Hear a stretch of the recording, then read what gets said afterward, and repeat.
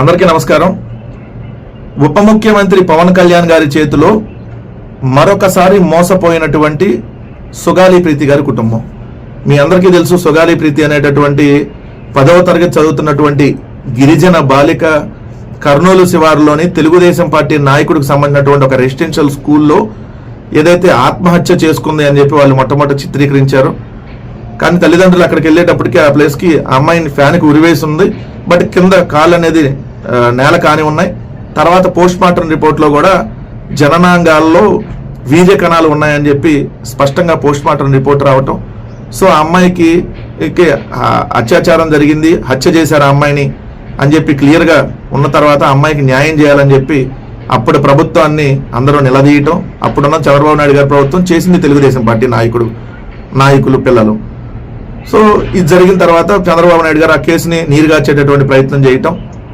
ఆ రోజు అనేక రాజకీయ పార్టీలు స్పందించి ఒక పవన్ కళ్యాణ్ తప్ప సో ఎక్కడ నోరెత్తి ఆ అమ్మాయికి న్యాయం జరగాలని చెప్పలేదు. ఎందుకంటే ఆయన చంద్రబాబు నాయుడు గారి ప్రభుత్వంలో భాగస్వామిగా ఉన్నాడు, పదవుల్లో లేకపోయినా భాగస్వామిగా ఉన్నాడు, మద్దతుగా ఉన్నాడు. కానీ 2019వ సంవత్సరంలో రోజు నోరు లెగిసింది పవన్ కళ్యాణ్ గారికి.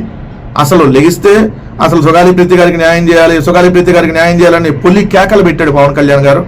రాజకీయంగా కుటుంబాన్ని అనేక సార్లు రోడ్డు మీద తీసుకొని వచ్చి వాడుకునేటటువంటిది మనం చూసాం, వాడుకున్నది కూడా మనం చూసాం. సో నేను అధికారంలోకి వస్తే 100 రోజుల్లో సుగాలి ప్రీతి గారికి న్యాయం చేస్తా అన్నాడు. సో 100 రోజులు పోయినాయి, 200 రోజులు పోయినాయి, 250 రోజులు దాటిపోయినాయి. సో ఇప్పటి వరకు పవన్ కళ్యాణ్ గారు నోరెత్తి మాట్లాడినటువంటి సందర్భం లేదు. ఏదైతే జగన్మోహన్ రెడ్డి గారి ప్రభుత్వం 2019వ సంవత్సరంలో అధికారంలోకి రాగానే 2020వ సంవత్సరంలో సుగాలి ప్రీతికి న్యాయం జరగాలి అని చెప్పేటటువంటి న్యాయం ఖచ్చితంగా జరగాలి, ఆ దోషులకు శిక్ష పడాలనేటటువంటి ఉద్దేశంతో సిబిఐ ఎంక్వైరీకి జగన్మోహన్ రెడ్డి గారి ప్రభుత్వం ఈ సుగాలి ప్రీతి సంబంధించినటువంటి కేసుని సిబిఐ ఎంక్వైరీ కోరింది. సో సిబిఐ ఎంక్వైరీ చాలా రోజులు రాకపోయేటప్పటికి కుటుంబ సభ్యుల చేత కుటుంబ సభ్యులు కూడా హైకోర్టుకు వెళ్ళడం, హైకోర్టుకి వెళ్ళి వాళ్ళు కుటుంబ సభ్యులు హైకోర్టులో కేసు 2020 సెప్టెంబర్ 11న హైకోర్టుకి వెళ్ళారు, పిటిషన్ దాఖలు చేశారు. సిబిఐని రాష్ట్ర ప్రభుత్వం అడిగింది, ఇంకా సిబిఐ రాలేదని చెప్పి. సో కానీ ఇప్పటి వరకు సిబిఐ ఎక్కడ స్పందించాల. కానీ ఇప్పుడు సిబిఐ ఏదైతే కౌంటర్ దాఖలు చేస్తూ మేము రాము, అసలు అది పెద్ద ఇష్యూ కాదు, సో మా దగ్గర ఇక్కడ ఎంప్లాయీస్ లేరు అంటే మా సిబిఐ దగ్గర ఎంప్లాయీస్ లేరంట, సో మేము ఇప్పుడు దర్యాప్తు చేయలేము, దాన్ని మేము రామని చెప్పి తేల్చి చెప్పేసింది. ఎంత దారుణం, ఎంత దుర్మార్గం. సో ఒక అమ్మాయిని 10వ తరగతి చదువుతున్న అమ్మాయిని అత్యాచారం చేసి హత్య చేస్తే అది పెద్ద కేసు కాదు వీళ్ళకి, సిబిఐకి.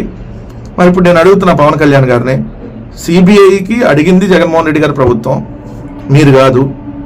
అట్లని జగన్మోహన్ రెడ్డి గారు ఆ కుటుంబానికి ఎక్కడా వదిలేయలేదు, అండగా నిలబడ్డాడు. ఎందుకంటే వాళ్ళకి 8 లక్షల రూపాయలు డబ్బులు ఇచ్చారు జగన్మోహన్ రెడ్డి గారి ప్రభుత్వం. అట్లానే 5 ఎకరాల వ్యవసాయ భూమి, 5 సెంట్ల ఇంటి స్థలం, ఎవరైతే సుగాలి ప్రీతి తండ్రి రాజు నాయక్కి ప్రభుత్వ ఉద్యోగం, ఇవన్నీ జగన్మోహన్ రెడ్డి గారి ప్రభుత్వం అండగా నిలబడింది ఆ కుటుంబానికి ఇవన్నీ చేసింది. కానీ నువ్వేం చేసావు? రాజకీయంగా వాడుకున్నావు, ఇంకా వాడుకుంటున్నావు. నేను అడుగుతున్నా, సిబిఐ మెట్లు కడగాలి కదా నువ్వు వెళ్ళి. ఇప్పుడు సిబిఐ మెట్లు కడిగి అలానే సుగాలి ప్రీతి గారి కాళ్ళు పట్టుకొని క్షమాపణ కోరు. మిమ్మల్ని రాజకీయంగా వాడుకొని నేను ఈ ఉప ముఖ్యమంత్రి స్థాయికి వచ్చాను, రాజకీయంగా వాడుకున్నాను అని చెప్పి క్షమాపణ కోరు. ఎందుకంటే మాట్లాడితే దీక్షలో ఇవన్నీ అని చెప్పి ఓవర్ యాక్షన్ చాలా చేస్తూ ఉంటావు కదా, దొంగ నాటకాలు, దొంగ దీక్షలు, చెప్పులు వేసుకొని దీక్షలు చేసేటటువంటి గొప్ప వ్యక్తి నువ్వే. ఈ భారతదేశంలో ఎవరు చెప్పులు వేసుకొని చేయడు, చెప్పులు వేసుకొని దీక్షలు చేస్తూ ఉంటావు కదా, మెట్లు కడిగినట్టుగా నాటకాలు ఆడతావు కదా, ఫోటోలకు ఫోజులు ఇస్తావు కదా. CBI central bureau of investigation office దగ్గరికి వెళ్ళి ఆ బయట మెట్లు కడిగిరా, ఎప్పుడు కడుగుతావు వెళ్ళి? లేదంటే అక్కడికి వెళ్ళి ఏది వేషం వేస్తావు కదా నువ్వు, సనాతన వేషం, ఆ వేషంలో దీక్ష చేసిరా. సిగ్గుండాలి పవన్ కళ్యాణ్.